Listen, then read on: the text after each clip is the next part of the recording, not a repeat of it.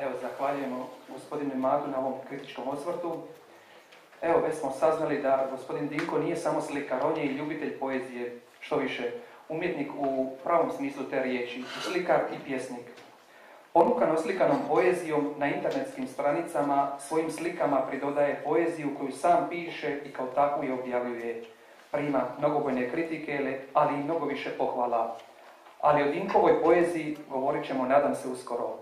Nadam se da ćemo uskoro govoriti o njoj kada budemo promovirali njegovu prvu zbirku pjesama, ili tako?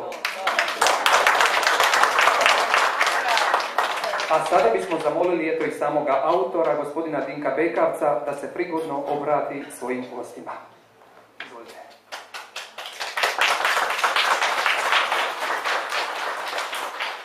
Dobro vam večer, dragi moji gosti, sve vas srdačno pozdravljam. Neću vam ovdje ništa pričati puno o sebi, o svom crtanju, o svojim pjesmama koji su počeli još davni, tamo negdje 46. godine. Tada se već počeo crtati, ali neću o tome. Ja sam nešto ovdje napisao, jedno kratko za vas, pa ću pročitati onako kako ja mislim, šta sam ja u stvari slika i pjesnik. Kako vidite, moje su slike realističnog izražaja, prepoznatljive su, oni su kao takve početak mog ozbiljnog likovnog stvaralaštva.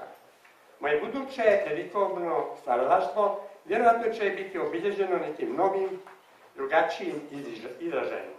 Ali to prepušta vremenu. Sve će biti ako život dozvoli. Mislim da sam u godinama, a ja se nadam da će do godine napraviti nešto novo. Možda se pitate otkud u meni taj interes za slikanjem pa i pisanjem poezije. Mislim da je to ljubav.